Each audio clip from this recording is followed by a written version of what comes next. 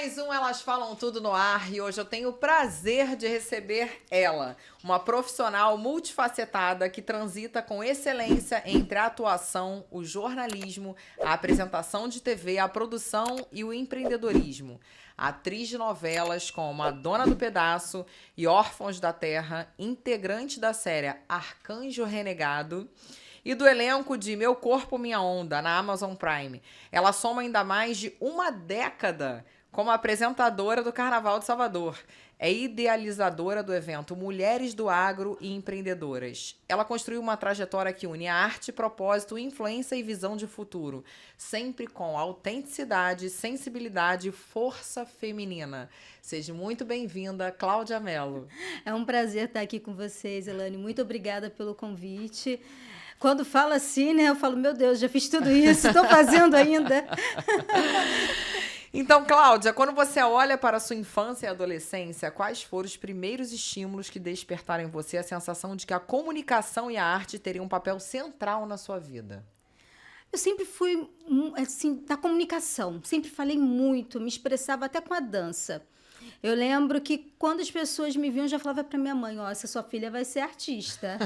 e ela falava assim, ah, ela vai porque ela gosta. Eu já nasci com um dom, com um talento diferenciado. Eu gostava de cantar, eu gostava de dançar, eu fazia novelas.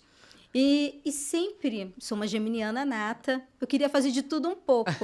E quando você fala de arte, você consegue reunir isso. Eu já tive papel de policial, de maquiadora, de jornalista. E sou jornalista, então você consegue ser um pouquinho de cada coisa. Você nasceu aonde, Cláudia? Eu nasci no Rio de Janeiro, da Baixada Fluminense, Nilópolis. Que legal. Tem terra irmãos? da Beija-Flor. Tem uma irmã. Uma irmã. Também é do meio artístico? Não é. Uma irmã mais velha, ela já é mais na dela. E em que momento você percebeu que a sua sensibilidade artística não era apenas uma característica pessoal, mas uma vocação que direcionaria sua trajetória profissional? Eu percebi ainda na infância. Meu sonho era ser paquita. Quem não teve esse sonho, né? Mas eu já estava na última geração. Não dava tempo, né? Acho que ali a Xuxa já estava encerrando. Mas eu, junto com as minhas primas, reunimos um grupo e começamos a dançar de paquitas em festas. Então, já vi que aquilo ali era algo diferenciado. Eu lembro que eu nunca tinha feito jazz e balé. Com 12 anos, eu venci o meu primeiro concurso. Ganhei uma bolsa para dançar. E também comecei a dançar nas festas, animando as festas como paquita. Com 12 anos, já tinha também uma veia empreendedora. E foi assim que eu vi que ali alguma coisa estava diferente. O eu realmente me chamou, não só por amor, mas pela vocação, e também comecei a me profissionalizar, a estudar a partir daquele momento, quando eu passei no jazz, quando eu fazia um teatro e, você vai participar de um concurso de teatro, a minha peça ganhava, então tudo aquilo, eu vi, não, isso não é só uma brincadeira de menina, eu tenho que investir. Nisso, E ao escolher trilhar o caminho do jornalismo, quais foram suas expectativas iniciais sobre a profissão e o que a atraía nessa área de forma mais intensa? Eu acho você passar uma informação, não é só um talento, não é só um dom, é algo muito importante. Então, o jornalismo, ele me encanta por isso, que a gente consegue dar a direção. Eu costumo até dizer, por que eles associam um artista a uma estrela? Quando Jesus nasceu, quem mostrou a direção da manjedoura, onde Jesus estava nascendo? Era uma estrela. Então, um artista, ele tem esse dom de te dar uma direção, de mostrar um caminho. E o jornalismo é isso. É essa comunicação, é a gente conseguir direcionar de uma forma, trazendo conteúdo, clareza. Então, foi aí que eu me apaixonei pelo jornalismo, para trazer esse esclarecimento, esse conteúdo, dar uma direção. Quando eu fiz jornalismo, eu tinha um sonho de trabalhar na TV. Apresentando algum telejornal, alguma coisa desse tipo. Veio isso em você ou você gostava de reportagem? Olha, Eu não sei se você lembra, mas ela era minha xará, Cláudia Cruz, era linda, Sim, maravilhosa. Eu sim. era muito criança, assistia ela no RJTV. Então eu falava, ai, ela é linda, ai, já pensou ser um dia uma jornalista como ela? Então já tinha esse sonho que a gente acaba inspirando pessoas, Sim, né? E ela me inspirava muito com o talento dela, com a beleza. E aquilo ficou guardadinho. Eu tive a oportunidade de fazer a oficina da Globo. E no meio do caminho eu me dediquei mais à faculdade de jornalismo. E como sua formação jornalística estruturou sua maneira de pensar, de questionar e de interpretar o mundo? E como esses elementos influenciaram suas escolhas posteriores? A questão de você estudar, você buscar informação. No jornalismo, você é uma detetive. Você não se contenta com uma resposta só. Você busca outras alternativas, você busca outros conhecimentos. E eu acho que isso agregou muito na minha vida. Eu era muito assim, todo mundo fala, ela é jornalista investigativa, porque ela acha tudo, igual hoje. Quando eu tenho que procurar alguma informação sobre alguém ou algum assunto, eu caço. Ainda mais hoje em dia, com a internet, hoje em dia só não acha, só não fica por dentro do assunto se não quiser, né? Facilitou muito a nossa vida, né? Muito. Agora, então, com o inteligência artificial, site GPT, acabou. Você bota lá, contrato de divórcio. Vou dar um exemplo. Tem tudo. Só não pode se tornar um vício, porque senão o ser humano fica um pouco preguiçoso. Acaba deixando tudo ali na mão. Já tem tudo pronto. E não pode. A gente tem que buscar esse conhecimento. O início na comunicação costuma exigir resiliência. Quais foram os primeiros desafios práticos e emocionais ao ingressar nesse mercado? Eu acho que é você furar a panelinha.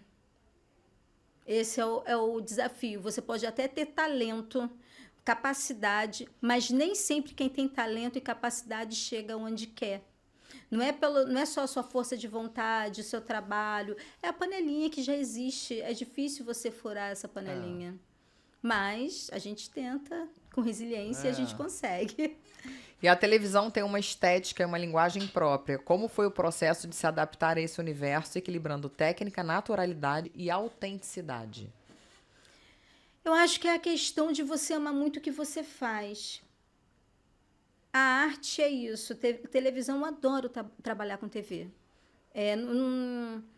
Não tem dia ruim, claro. É cansativo. Às vezes as pessoas acham assim, trabalhar com TV, ver aquele glamour, acha que é tudo lindo, mas não. Às vezes uma cena que você viu ali, que passou em 1 minuto, você demorou 1h30, até mais para fazer. Então, é cansativo, você tem que amar. Não pode ser só porque você acha que é um rosto bonito, porque sabe chorar, que você vai entrar numa novela. Não, você tem que gostar, porque é cansativo. Cláudia, e em que momento você percebeu que a atuação não seria apenas um hobby, mas uma segunda trilha profissional capaz de expandir sua voz? Justamente pelo meu amor pelo que eu faço e conseguir furar essa panelinha, mesmo sendo muito difícil. Você nunca teve nenhum empurrãozinho nesse meio? Não. De ninguém, nenhum conhecimento, nenhum amigo, nenhum primo, um tio?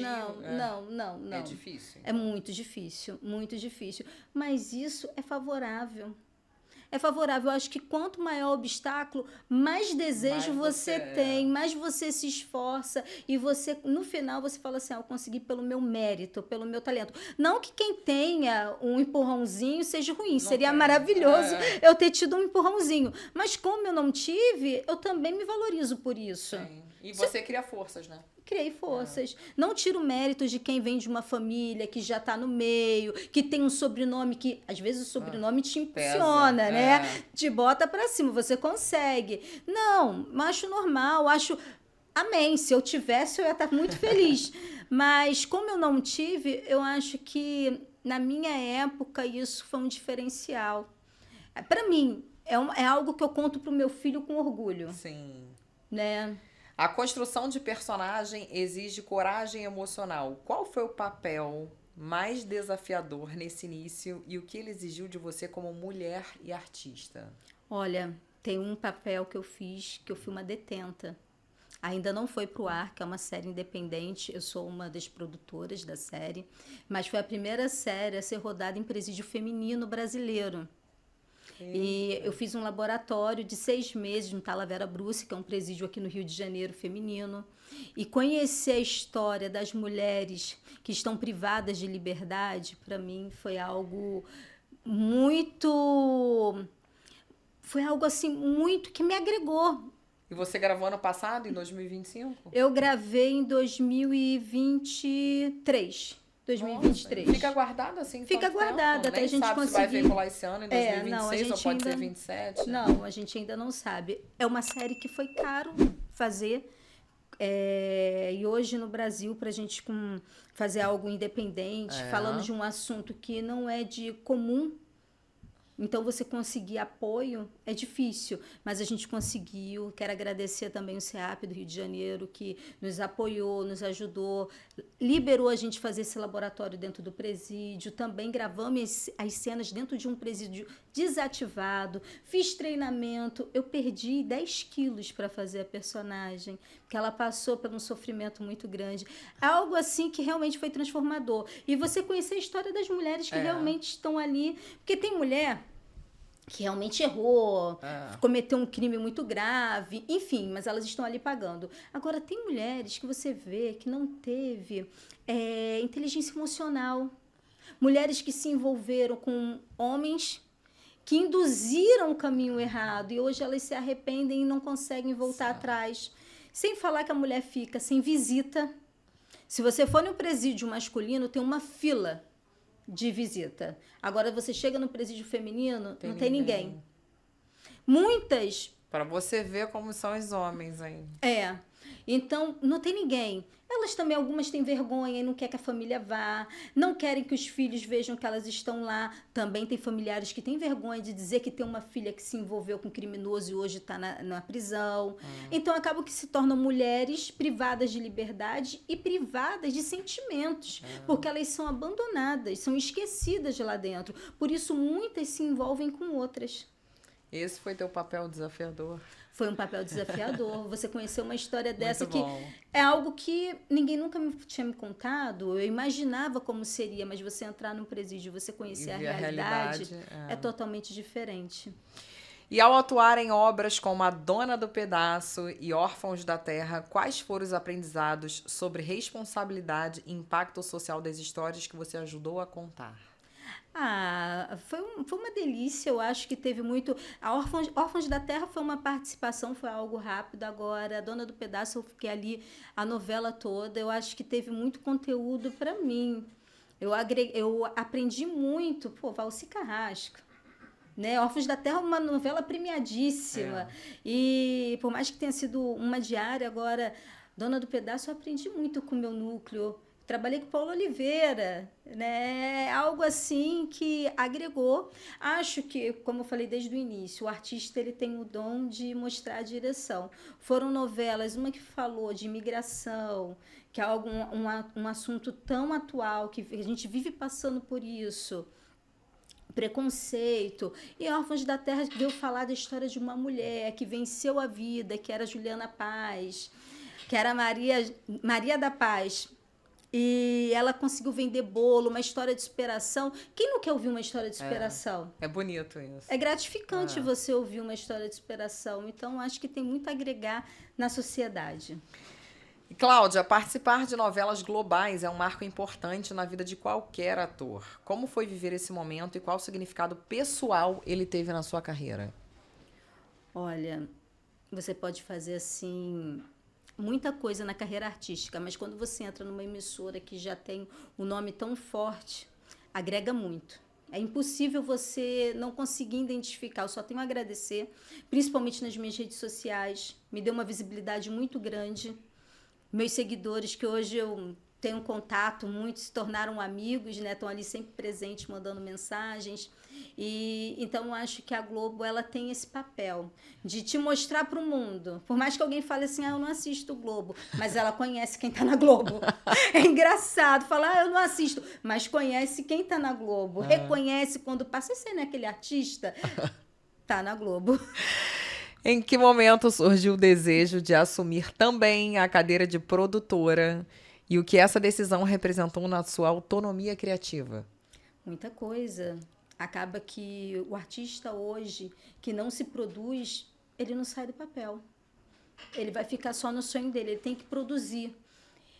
E isso É você escolher temas que você tem desejo de falar, temas que, pelo menos eu, como ser humano, eu perdi meu pai muito nova, eu perdi meu pai com 10 anos de idade, ele foi vítima de um assalto, à mão armada, e na época, nordestino, reagiu a um assalto. Isso foi um baque para mim, assim, terrível. Eu tinha 9 para 10 anos e a minha família teve uma mudança de status. Eu tive que trabalhar com 12 anos de idade, como eu falei, eu já fazia animação de festa, então tudo meu eu conquistei com muito esforço. Não foi alguém que me deu, eu trabalhei para conquistar. Minha faculdade eu trabalhava de dia e estudava à noite. Então, quando eu penso em produzir algo, eu quero alguma coisa que venha impactar a sociedade, alguma coisa que venha realmente mostrar uma direção, algo que a gente possa fazer diferente. Por isso, quando eu produzo, eu tento me envolver em produtos que venham fazer a diferença. Não só entretenimento, não, mas que venham fazer a diferença. Sim. Como é que foi encarar o desafio de construir projetos próprios em um mercado competitivo onde mulheres empreendedoras ainda enfrentam barreiras veladas?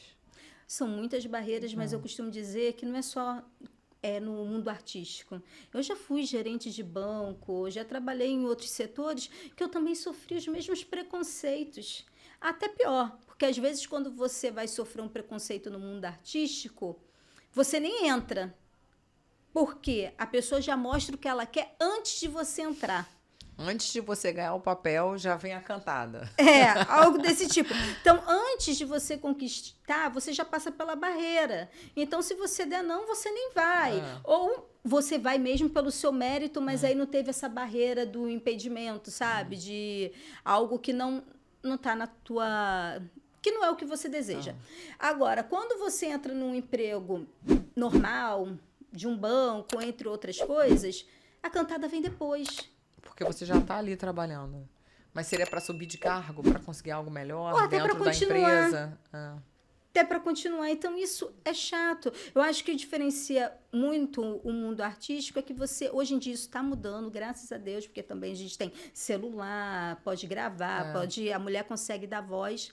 Esse é um dos preconceitos, que é por ser mulher. A mulher, às vezes, ela não é nem bonita, mas por ela ser mulher, ela ser cativante, ela ser competente, isso que atrai olhares que despertam desejo. Então, o homem ainda não sabe lidar. Não são todos os homens que conseguem lidar com essa questão. Como uma mulher bonita, simpática, inteligente, que saiba falar. Inteligente, às vezes começa a confundir. Acha que a gente está dando mole. Ih, eu vou pegar, porque tá me dando mole. E começa a confundir a admiração com desejo. Porque é uma linha muito fina mesmo. Anda ali próximo do outro. Muito próximo. Então, acaba que a gente sofre muito por isso. E o preconceito também de achar que a mulher não é capaz. Você vai chegar e vai mostrar, olha, eu escrevi esse roteiro aqui, olha que bacana. Às vezes a pessoa não quer nem olhar, porque acha assim, essa mulher vai ser capaz. Essa menina, eu já sofri preconceito porque eu sou pequenininha, baixinha, eu parecia muito jovem. Fala, ela é uma menina, o que ela... é uma menina, você já fez tudo isso? Você consegue fazer isso? Tipo assim, mas quando vai ver, não, o roteiro é bom, a produção é boa.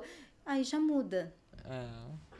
Você é também idealizadora do encontro Mulheres do Agro Empreendedoras. Explica pra gente a importância de criar um espaço que conectasse comunicação, influência, empreendedorismo e agronegócio por uma perspectiva feminina. Eu venho de uma família que a minha mãe veio do agro. Sendo que a questão da sucessão é muito importante. Quando meu avô faleceu, a família esqueceu. Era no ramo do algodão. No Ceará, no interior do Ceará, antes dela vir para o Rio de Janeiro, aí foi quando ela me teve, enfim. Mas eu cresci ouvindo as histórias da minha mãe, e plantando no quintal de casa, tendo aquela hortinha, tendo o alho, tendo no quintal de casa, tendo tomate, e se alimentando de tudo aquilo que a gente está criando, plantando. Isso é muito lindo. Eu sempre fui muito apaixonada, ouvindo as músicas que minha mãe falava que cantava quando eles estavam fazendo a colheita. Tudo isso me encantava, me deixava apaixonada. E outra coisa que eu sempre quis me envolver no mundo do agro, quando eu fui apresentadora, eu trabalhei muito tempo com o sertanejo, quando deu aquele boom, na época do sertanejo, que foi o primeiro trio elétrico que teve, foi Jorge Mateus, Gustavo Lima, eu participei de tudo aquilo. Então, sempre fui muito ligada, ia muito para Goiás. E tinha esse desejo no meu coração. Aí, há pouco tempo, eu reencontrei algumas amigas, conheci também uma liderança do agro, que é a Sônia Bonato. Um beijo, Soninha. E eu falei para ela do meu desejo de trazer essas mulheres do agro para o Rio de Janeiro. Contei um pouco da minha história, ela se apaixonou. E ela falou assim, Claudinha, o que você fizer eu topo. Eu falei, top, então tá. Então eu montei uma experiência, que é algo diferente para a liderança do agro. As mulheres que são líderes nesse segmento que também é muito preconceituoso. Antigamente... É um mundo masculino, né? Mundo masculino, mas hoje você acredita que tem crescido tanto no meio feminino? É? Porque as mulheres, elas acabam cuidando da administração da fazenda. E o homem acaba Trabalho lidando... braçal. Isso. Então elas têm a voz de decisão. Mas por elas trabalharem muito, elas acabam se privando de viverem momentos de lazer. Então, o que eu fiz? Eu reuni uma experiência onde elas iam conseguir ter o momento delas e, ao mesmo tempo, falar de negócios. Troca, network, palestras. Foi maravilhoso. E outra coisa, quando você quer mostrar alguma coisa para o mundo, traz para Copacabana.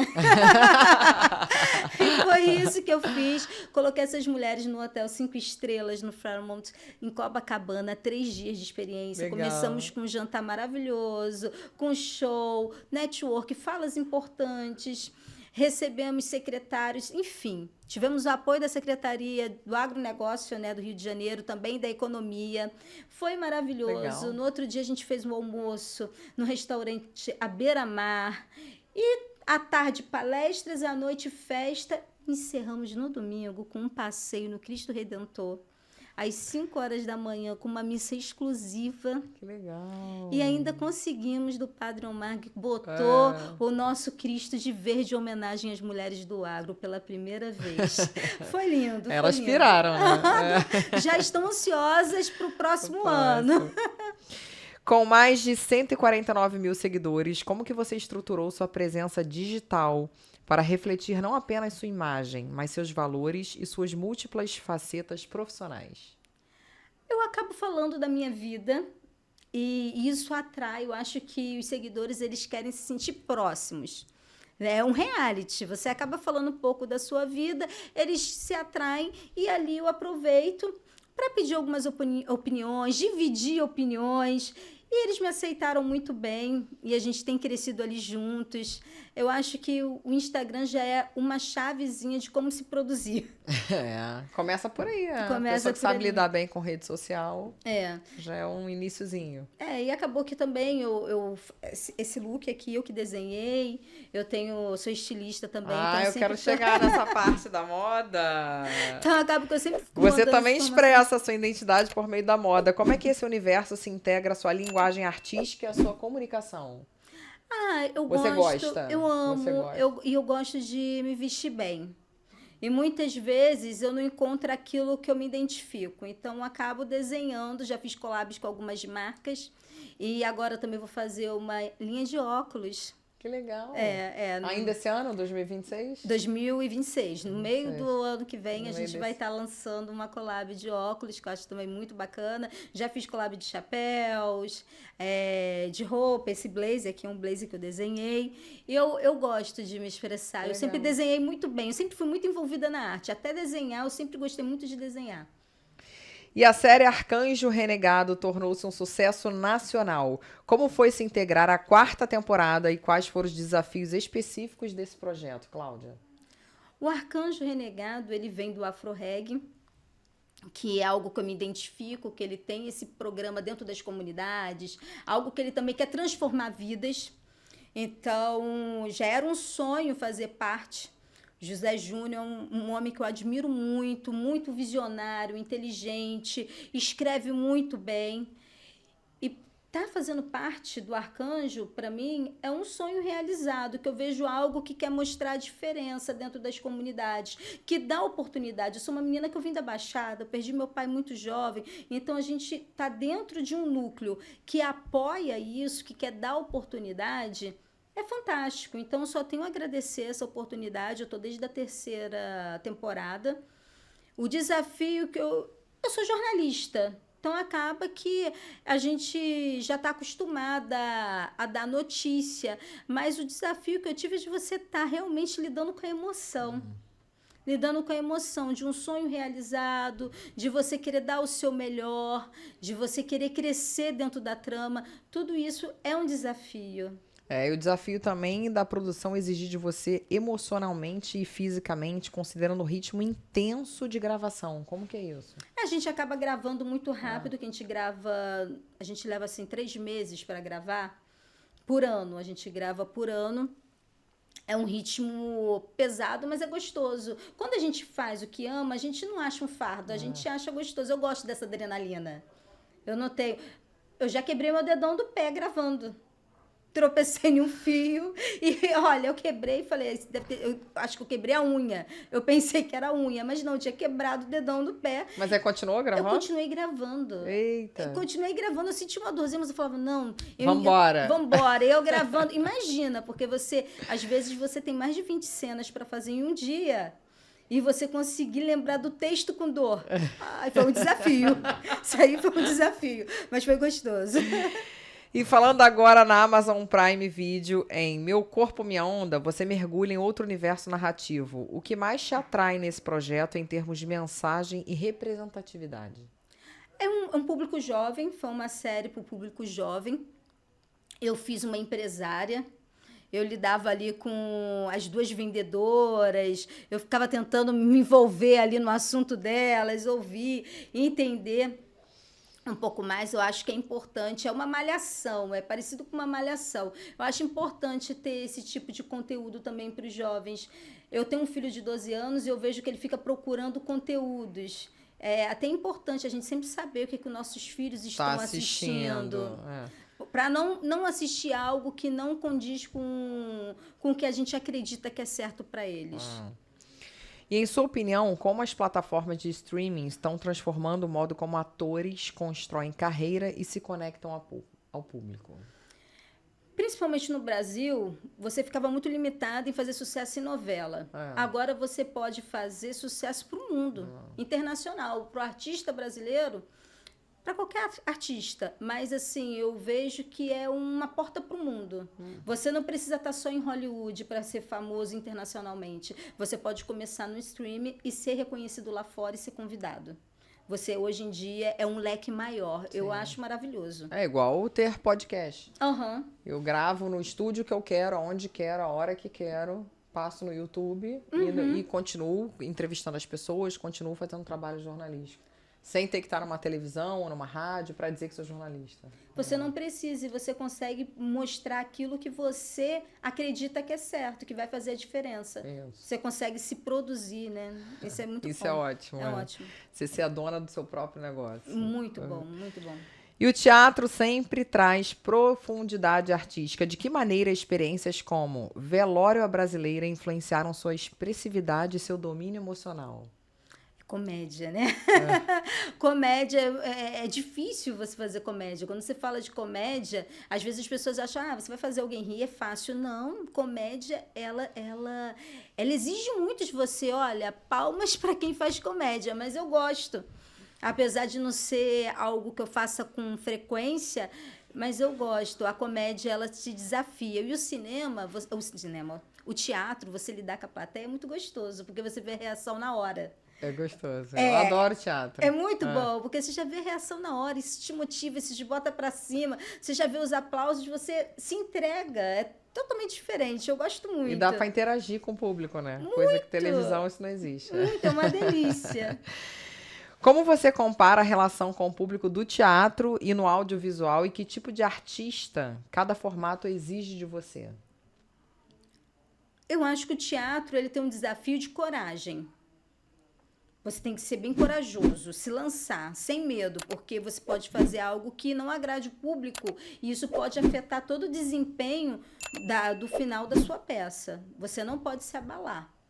Se algo der errado, contorne e continue. Então, você tem que dar coragem. O cinema não. Algo deu errado, você refaz. E se depois não agradar o público, você acaba se superando, porque vai ter uma outra obra, enfim. Agora, o teatro ali na hora, é instantâneo.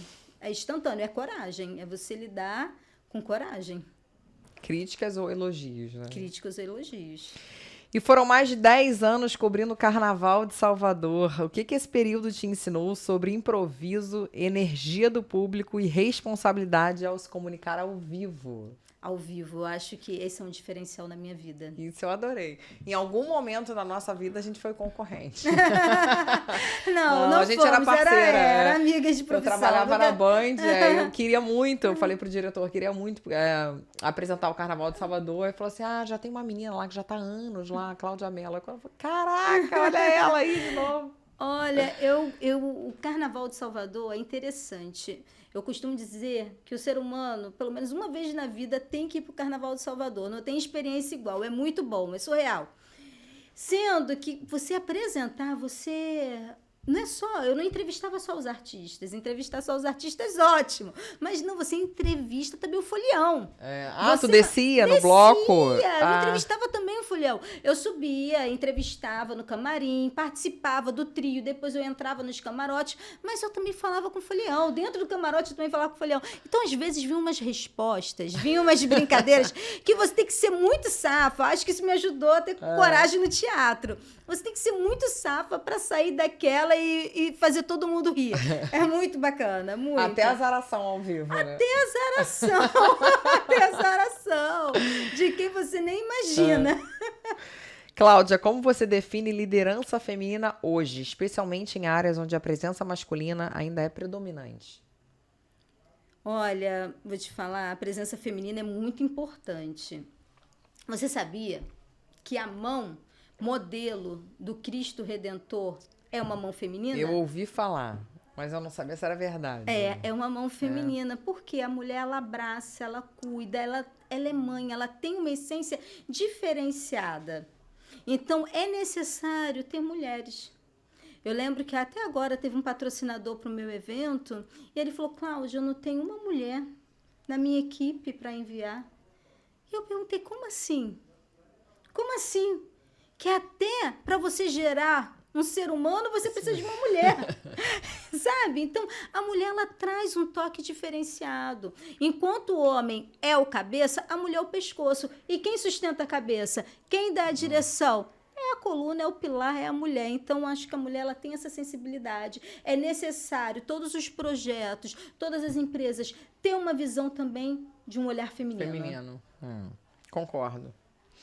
Qual foi o momento em que você percebeu que a sua voz tinha impacto real na vida de outras mulheres? E como que você lida com essa responsabilidade? Olha, isso eu já tive desde a adolescência. Não sei se é pela minha infância que eu tive essa perda do meu pai, muito jovem. Eu sempre fui muito madura e muito certa do que eu queria. E minhas amigas me procuravam para pedir conselhos. Então, eu acabava me tornando aquela mãezona, às vezes até a caçula, a mais nova do meio, mas sempre vindo com aquela palavra amiga, aquele conselho que inspirava. Foi isso que eu vi que, olha, alguma coisa, Deus me deu um dom nas palavras e eu tenho que usar isso. Já fiz muitas palestras falando disso, falando de amor, e eu vejo que realmente faz diferença. Depois as pessoas me procuram para agradecer. É bom, né? É, muito bom. Eu também já dei palestra de inteligência emocional. Muito bom. Você vê o quanto é bom. E as minhas amigas são a mesma coisa. Me ligam até para dar conselho amoroso. Ou então, o que eu tenho que fazer? Mas como você consegue terminar assim, virar tão rápido a página? Eu falei, gente... Tem que se amar, né? Amor próprio. Tem que se amar. Eu falo, amor próprio. E conciliar TV, atuação, eventos, projetos autorais e rede social é desafiador. Como que você estrutura a sua rotina para que cada área dessa receba dedicação genuína? Agora, até nesse momento que eu estava fazendo o evento, a produção do evento e também entrando já na atuação do evento, eu estava gravando o Arcanjo, me preparando os ensaios para começar as gravações e ao mesmo tempo descobri que estava grávida. Do meu segundo filho. Isso em que mês do ano passado? Isso foi agora, o evento aconteceu em setembro, então a gente ficou aí 3 meses. Setembro de 2025. Isso, setembro. E, então foi uma correria, assim, que se você não tá bem mentalmente, você não sustenta. Não sustenta, porque realmente você conseguir ser multifacetado é bonito no papel, você falar que você tem várias frentes, mas você viver isso... Você tem que estar muito bem com você, para você conseguir ter o tempo para a sua vida pessoal, para sua família, você ter tempo para você, para o projeto, para o trabalho. Enfim, foi uma correria, mas eu busco muito o meu emocional, eu busco muito o meu espiritual. Todos os dias, eu faço a minha oração, eu fico ali, eu tenho o meu momento reservado de silêncio, que eu olho para dentro, eu olho para Deus, eu peço força e eu busco força nele, eu renovo as minhas forças. Se eu não buscasse renovar minhas forças em Deus, eu não ia conseguir superar todos os desafios. Mas nessa busca constante que eu tenho pelo meu espiritual, que é o que aconselho, também o pensamento positivo que você é capaz, não tem erro, você vai conseguir. Cláudia, agora você está na fase do seu segundo filho. Como é que esse período tem influenciado o seu olhar sobre trabalho, família e ritmo de vida? Agora, graças a Deus, a gente está vindo aí de um recesso de fim de ano, deu para dar uma descansada, mas eu penso sempre em dar o melhor para mim e para aqueles que eu amo. Eu estou dividindo as tarefas.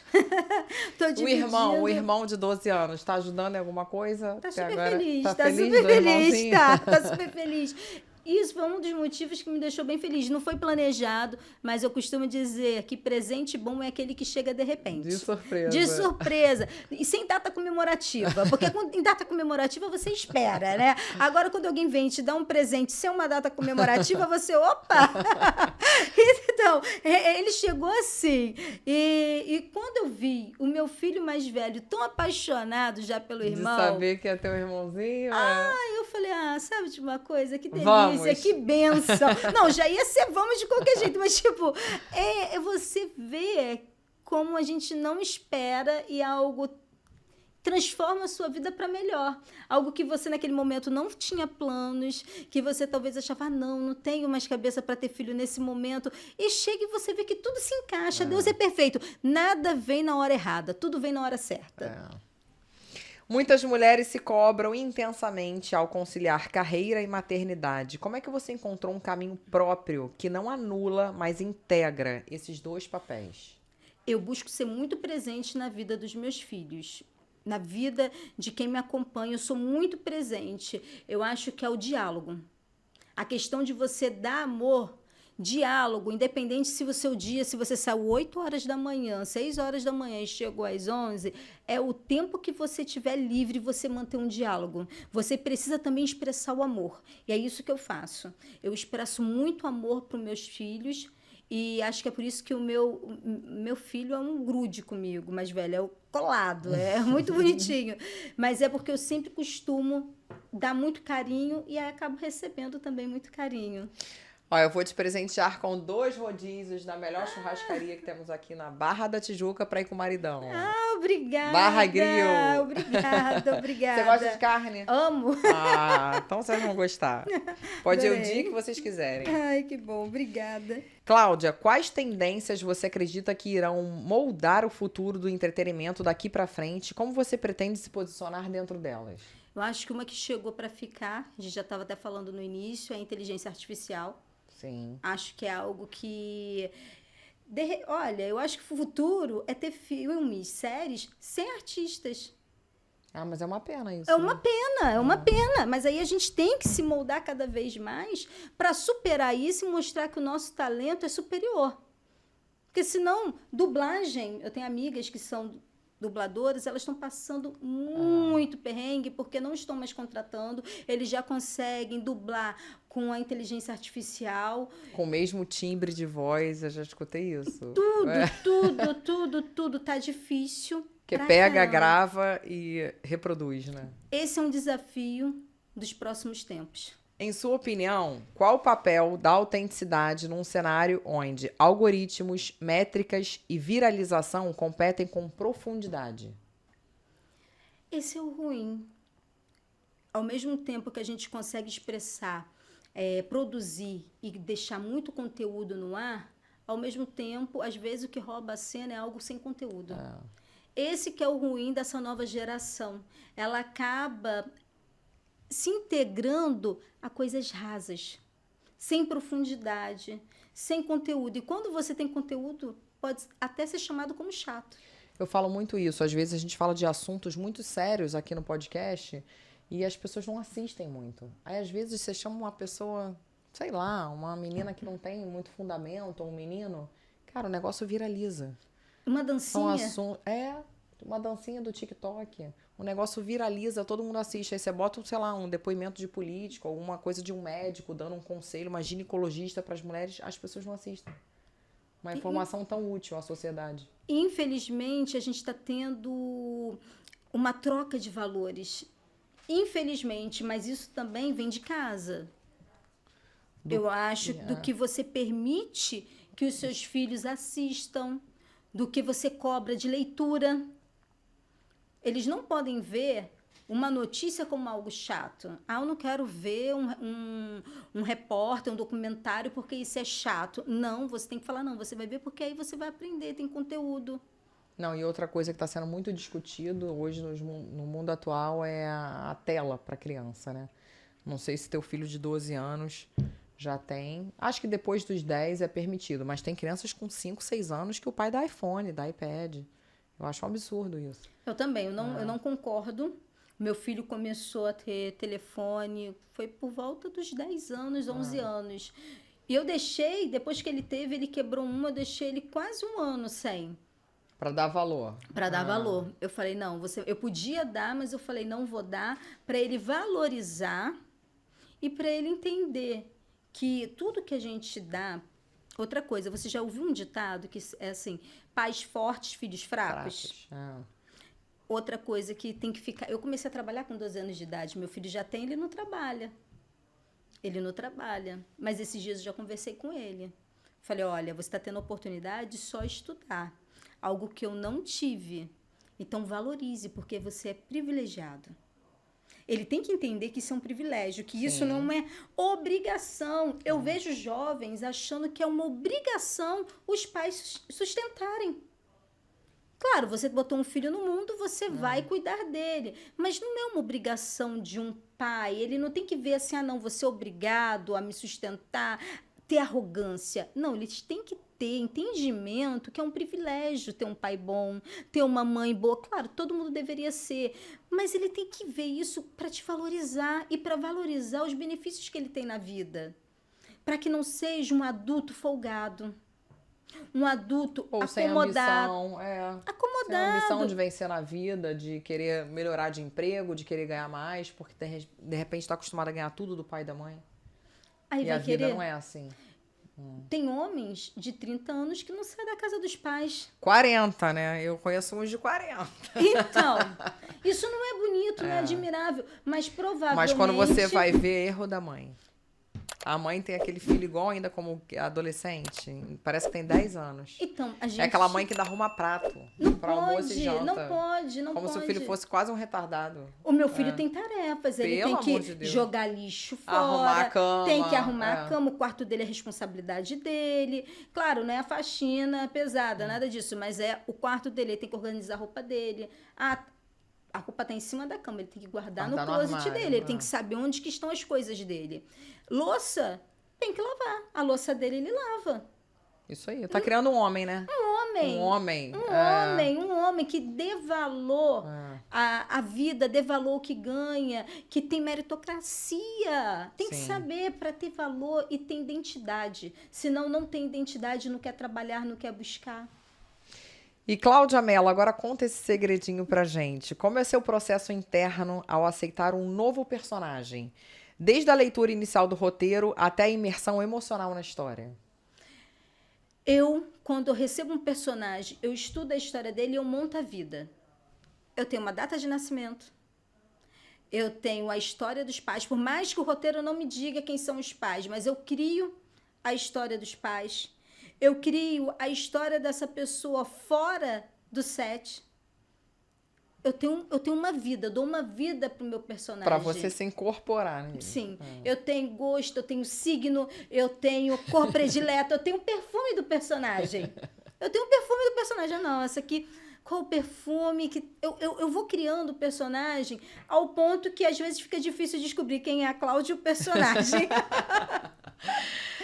E como que você lida com a pressão da auto-performance típica de quem vive de imagem, presença e narrativa? Eu costumo até dizer que palavras matam pessoas. Palavras matam pessoas.